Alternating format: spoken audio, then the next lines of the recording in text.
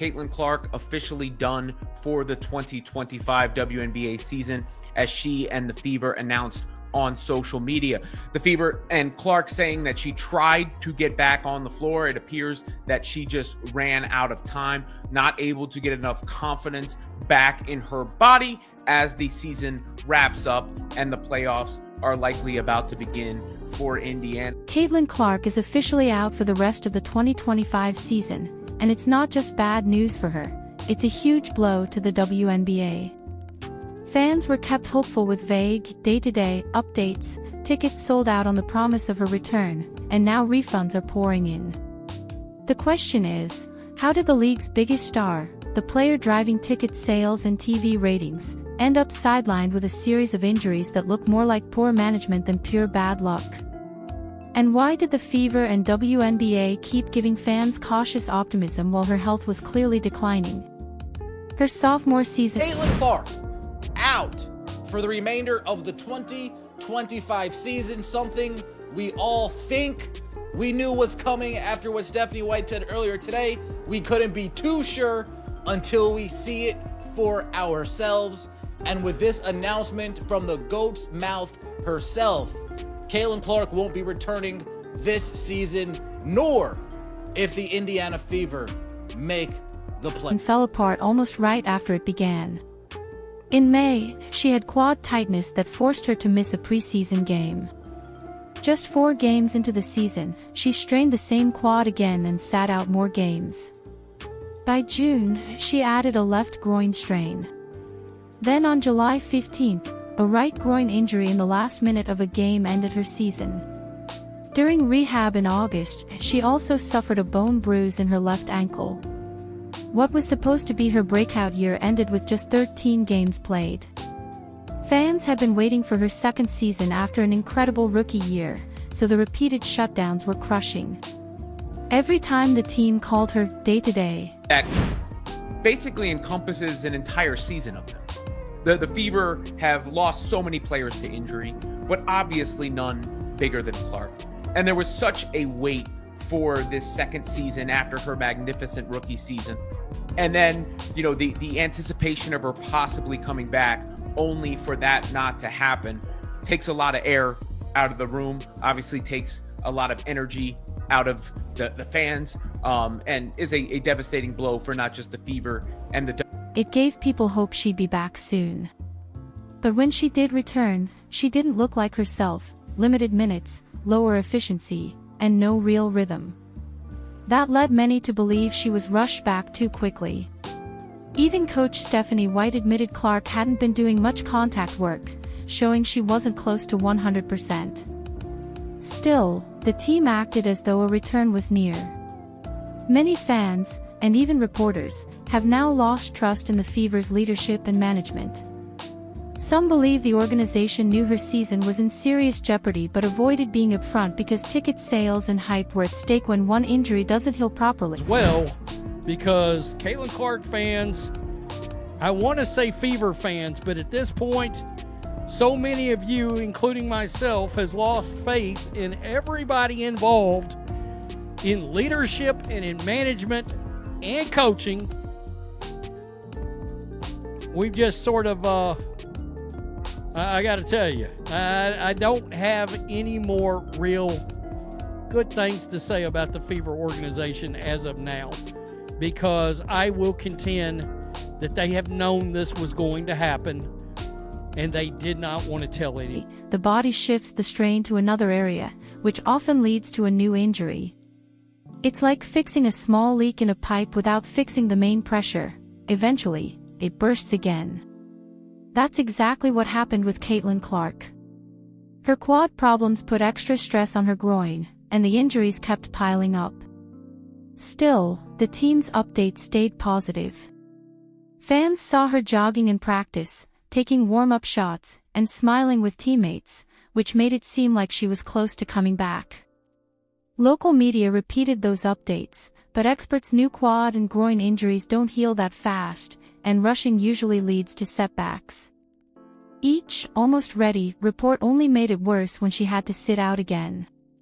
The breaking point came on July 15th, a two-time All-Star and the 2024 WNBA Rookie of the Year, has been sidelined suffering a right groin injury during the Fever's 87-77 win over the Connecticut Sun on July 15th. If you guys remember that game, Caitlin Clark put the team on her back in the winding minutes to give the Indiana Fever that lead. Clark also suffered a bone bruise at a later date during her recovery. In the final minute of a game against the Connecticut Sun, Clark, who had been carrying the team, went down with a right groin injury, and her season was effectively over. Later, during rehab, she also suffered a bone bruise in her ankle, making recovery even harder. By then, fans stopped believing the optimistic updates and realized she had been pushing through a tough season without ever being fully healthy. Indiana Fever GM Amber Cox and Caitlin has worked so hard throughout this time, doing everything possible to recover and return to the court, but ultimately, time is not on our side, said Indiana Fever COO and GM Amber Cox.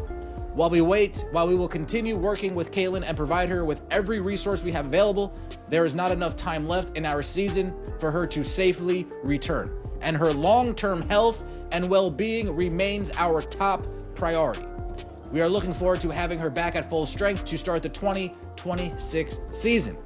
Clark appeared in 13 games during the regular season, averaging 16.5 points, 8.8 assists, and 5 rebounds per game, while helping lead the team to the 2025 WNBA Commissioners. Admitted the truth.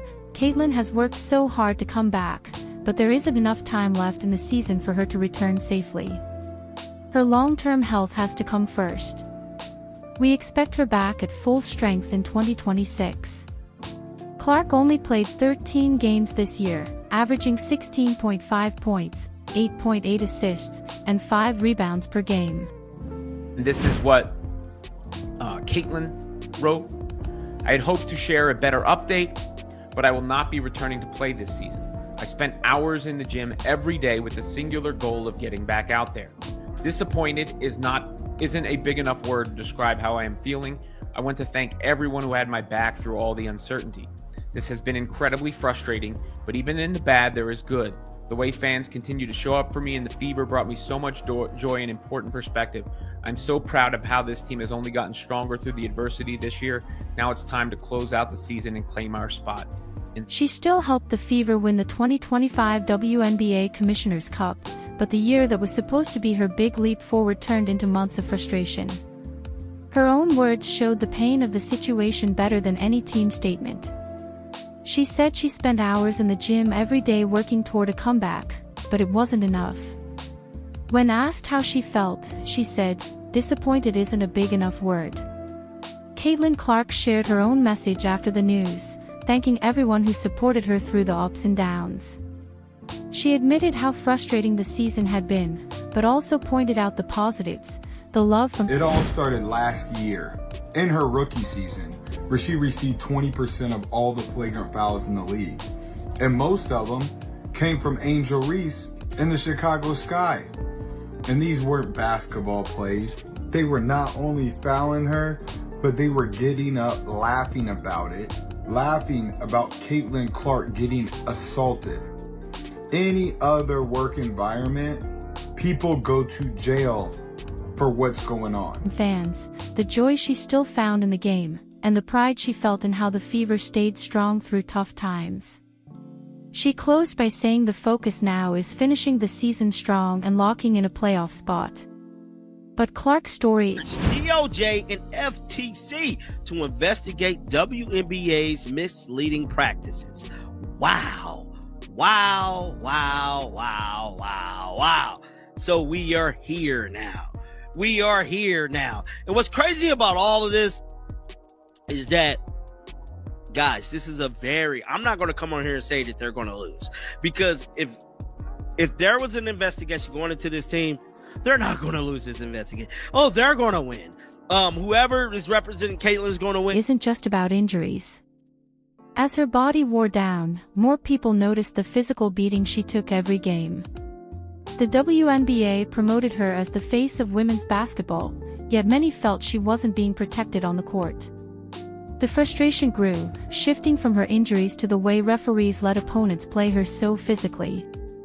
This debate exploded. Notice how much it was just Caitlin Clark Caitlin Clark was taking all the hits. Caitlin Clark was taking all the abuse. But this year they've added Sophie Cunningham. She gets more flagrant fouls on her than anybody in the league besides Caitlin Clark. And Aaliyah Boston, she's been taking hits as well. But the worst thing is the consistency. So they don't call flagrant fouls, or most of the time, Caitlin Clark could be held for an entire game at a time. They don't call fouls. Loaded last year when, as a rookie, Clark took 20% of all the flagrant fouls in the league. Many of those came from Angel Reese of the Chicago Sky, and they didn't look like normal basketball plays. Fans pointed out clips where Clark was fouled hard, and opponents even laughed about it after. Brianna Stewart, she goes to the line 14 times. Asia Wilson goes to the line 13 times. And Aaliyah Boston can't play 20 minutes in a game without being on the bench in foul trouble. That's another problem that we're dealing with. But like I said, this year, it's not just Caitlin Clark. If you wear that Indiana Fever jersey, consider it done. The refs are not going to be fair, and they are going to cheat and do whatever it takes to do it the higher up. Afterward. In any other workplace, people argued behavior like that would not be tolerated. Fans and analysts began calling out the officiating, saying Clark wasn't getting the same protection other stars receive. Game after game, especially the nationally televised ones, showed hard fouls that often went uncalled. Social media flooded with the same question: why was the league's most popular player For the last 2 weeks, Stephanie White knew where this was going to end up. I would say for the last month or so, they kind of had a feeling where this was going to go. The main issue, another day-to-day injury that turns into a season ender. Another day-to-day injury that turns into a season ender. And if you don't call that a lack of transparency, I don't know what to taking this kind of punishment without whistles. The frustration wasn't just talk, fans had video proof. Clips of Clark getting shoved, slapped on the arm, or hit with lowered shoulders were replayed over and over, fueling outrage. Commentators and fans alike wondered if she was being treated differently. And it wasn't just Clark anymore. Players like Sophie Cunningham and Aaliyah Boston have also started taking heavy hits without consistent calls. For many, the bigger issue is the lack of consistency. Sometimes officials call flagrant fouls, other times they don't. Even for the same type of play, Caitlin Clark was often held and fouled during games, but referees rarely blew the whistle. It wasn't just unfair. They could have easily said 2 months, 1 to 2 months.